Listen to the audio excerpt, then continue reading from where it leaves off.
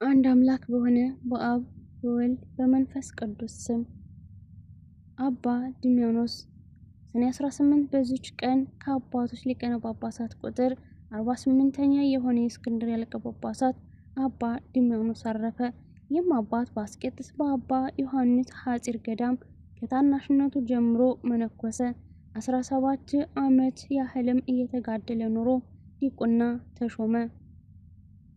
ከዚያም በኋላ ባትራን ወደ ተባለ ገዳም ሄደ። ይኸውም የአባቶች ገዳም ማለት ነው። እሱም በእስክንድርያ ምዕራብ ያለ ነው። እንደ ገዳማውያን ገድል በውስጡ ተጠምዶ እየተጋደለ ኖረ። ከእርሱም አስቀድሞ የነበረው አባ ጴጥሮስም ሊቀ ጵጵስና በተሾመ ጊዜ በሊቀ ጵጵስና ስራው የሚረዳውና በስራው ሁሉ የሚያማክረው ስለ ቤተ ክርስቲያን ጥበቃ አዋቂ ሰው ፈለገ። ይህንንም አባ ድሚያኖስ ሰዎች በበጎ ስራ ሁሉና በእውቀቱ ያመሰግኑታል። ስለዚህ ወደ እሱ ወሰደውና በሊቀ ጵጵስና ስራ እየተራዳው ከእርሱ ጋር እንዲቀመጥ አደረገው። እርሱም ትእዛዙን ተቀብሎ ከእርሱ ጋር ተቀመጠ። ሰዎችም ሁሉ ወደዱት። አባ ጴጥሮስ ባረፈ ጊዜም ኤጲስቆጶሳትና አዋቂዎች ሊቃውንት በአንድ ምክር ተስማምተው በእስክንድርያ ከተማ ይህ አባ ድሚያኖስ ሊቀ ጵጵስና ሾሙት። ለአገልግሎት ጽሙድ ሆኖ በመልካም ስራ ሁሉ ጸንቶ ኖረ። ሁልጊዜም ድርሳናቶችና መልእክቶችን እየጻፈ ወደ ሀገሩ ሁሉና ወደ አብያተ ክርስቲያናት ሁሉ ይልክ ነበረ።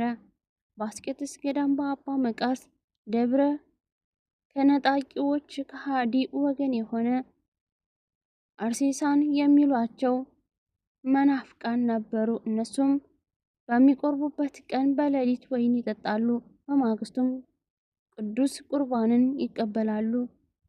እነሱ ጌታችን በመጀመሪያ ህብስቱን ከመፈተቱ በፊት በኋላም ህብስቱን ከሰጣቸው በኋላ 2 ጊዜ ጽዋን እንደሰጣቸው በሉቃስ ወንጌል ተጽፎ ያለውን ምክንያት ያደርጋሉና። ይህም አባት አባ ድሚያኖስ ስህተታቸውን ገለጸላቸው። የፊተኛው ጽዋ ያለፈው የኦሪት ፋሲካ ምሳሌ እንደሆነም አስረዳቸው።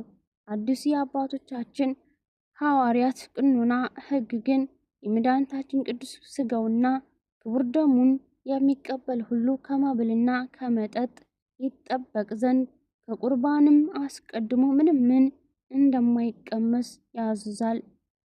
ከራሳቸውም ውስጥ ከስህተታቸውም ተመልሰው ንስሐ የገቡና የታዘዙም አሉ። ያልተመለሱትን ግን አውግዞ ከምዕመናን አንድነት ለይቶ አባረራቸው።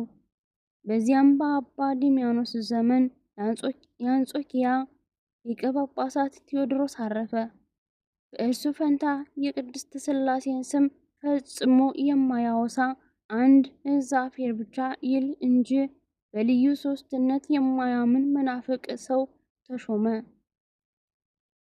የከፋች ሃይማኖትንም በምትገልጽ መልእክት ወደዚህ አባት ድሚያኖስ ላከ። አባ ድሚያኖስም ባነበባት ጊዜ እጅግ አዘነ። በመልእክቱም ውስጥ እግዚአብሔር ክብር ይግባውና አንድ ገጽ ብቻ እንደሆነ ያወሳል እንጂ የልዩ ሦስትነት ስም የሚያወሳ አላገኘምና። ይህም አባት በድሚያኖስ የቅድስት ሥላሴን በመለኮት አንድነታቸውን በገጽ በአካልና በግብር በሦስትነታቸው ከቅዱሳን መጻሕፍትም ጠቅሶ ለዚያም መናፍቅ መልሶ ጻፈለት። ደግሞም እንዲህ አለው። ለእግዚአብሔር ዓለም ሳይፈጠር ከእርሱ ጋር የነበረ ጥንትና ፍጻሜ የሌለው አካላዊ ቃል አካላዊ ሕይወት አለው። ይህችንን ምስጢርና እውቀት የተሞላች መልእክት ለአንጾኪያ ሊቀ ጵጵስና ወደ ተሾመው ወደዚያ መናፍቅ በደረሰች ጊዜ ትርጓሜዋን ያውቅ ዘንድ ልቡ ድንቁርና የአእምሮ ጉድለት አልለቀቀውም። ነገር ግን ክህደቱ ጸና። አባ ድሚያኖስም ከዚህ መናፍቅ አንድነት ተለየ። ማህበሩንም በቅድስና በጸሎት ጊዜ ይህ ከሃዲ እንዲሞት እስኪሞት ድረስ ለ20 ዓመታት ስሙን እንዳይጠሩ አዘዛቸው። ይህም አባት ድሚያኖስ በተግሳጽ በመልእክቱ መንጋውን እየጠበቀ 43 ዓመታት ያህል ከኖረና ወደ በጎ ሽምግልና ከደረሰ እግዚአብሔርም ካገለገለ በኋላ በሰላም አረፈ። ለእግዚአብሔር ምስጋና ይሁን። እኛንም በቅዱስ ዲማኖስ ጸሎት ይማረን፣ በረከቱም ከእኛ ጋር ትኑር ለዘላለሙ አሜን። ቅዱስ ኢስድሮስ ሰማዕት። በዚችም ቀን የሰማዕቱ ኢስድሮስ መታሰቢያው ነው። ይህም ቅዱስ ከእስክንድርያ ሀገር ከከበሩ ከቤተ መንግስት ወገኖች ውስጥ ነው። አባቱም በብዙ ሰራዊት ላይ የተሾመ መኮንን ነው። ስሙም በድለኦን ነው። የእናቱም ስም ሶፊያ ነው። ሁለቱም ከክርስቲያን ወገኖች ናቸው። ይህንንም ቅዱስ በወለዱ ጊዜ ኢስድሮስ ብለው ሰየሙት። ከብዙ ወራት በኋላ ከሃዲ ንጉሥ ዲዮቅልጥያኖስ የሚያደርገው የኃጢአትና የበደል ብዛት ባየ ጊዜ እርሱ ከመንግስት ታላላቆች ውስጥ ስለሆነ መስፍንናውን ትቶ ከሚስትና ከልጆቹ ጋር ገለል አለ።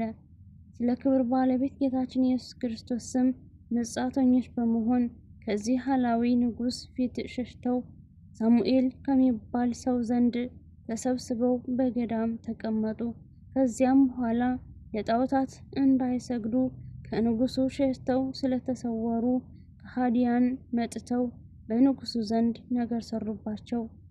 ወዲያውኑም 500 ጭፈራ ልኮ ከፊቱ አስቀረባቸው። ከእነሱ ዘንድ በመገለላቸው ንጉሥ ጠየቃቸው።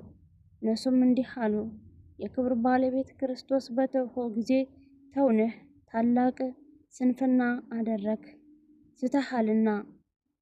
በሰማም ጊዜ ተቆጥቶ የቅዱስ በድለኦንን አንገት ይቆርጡ ዘንድ አዘዘ።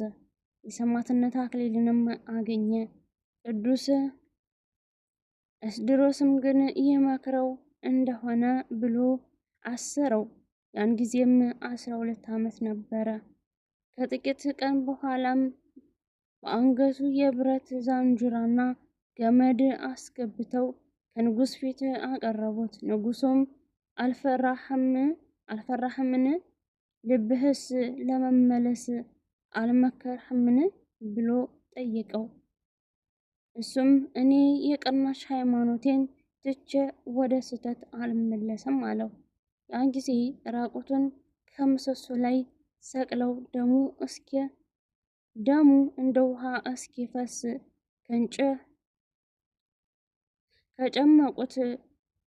ከጨመቁት ንጉሥ አዘዘ። እናቱም ቅድስት ሶፊያን ከደሙ ወስዳ በንጉሱ ፊት ላይ ረጨች። እንዲህም አለች፣ ከሰው ሁሉ አንተ የተረገምክ ነህ። እንዲሁም እህቱ አፎሚያም ድንጋዮችን አንስታ ንጉሱንና መኳንንቶቹን ወረወረችባቸው።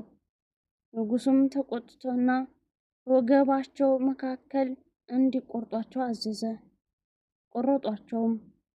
ምስክርነታቸውንም ፈጸሙ። አክሊልንም አገኙ።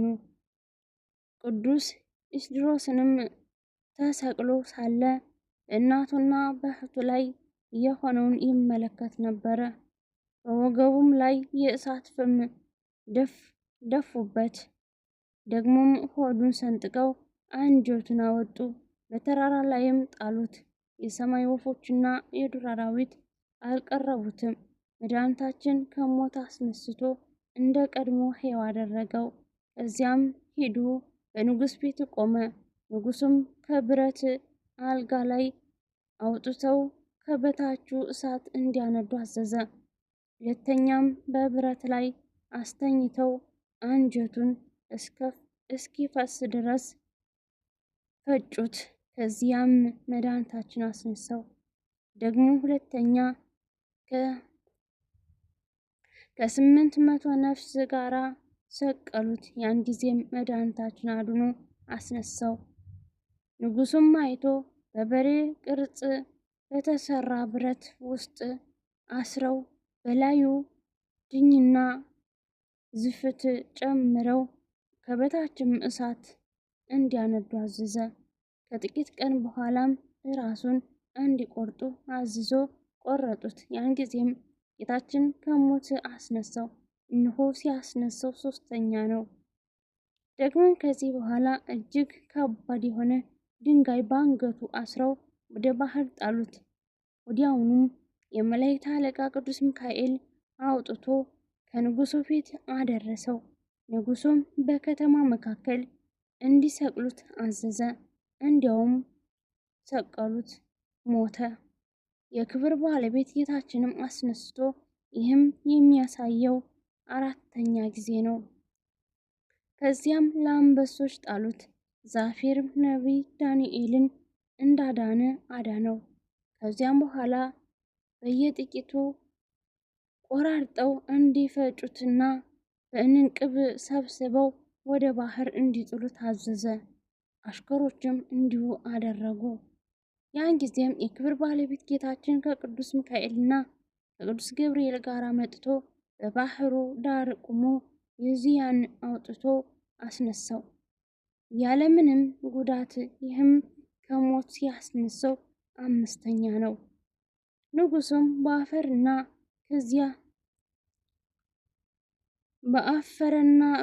በሚያደርገው በተሳነው ጊዜ ከወገኖቹ ጋር ተማክሮ በዚያ ያሰቃዩት ዘንድ እጅና እግሩን አስሮ ወደ ሰሎንቅያ ሀገር ላከው።